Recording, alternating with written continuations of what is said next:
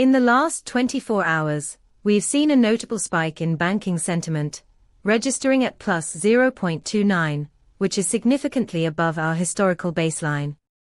What's even more intriguing is the momentum at plus 0.35, indicating a strong upward shift in sentiment that's not just a blip.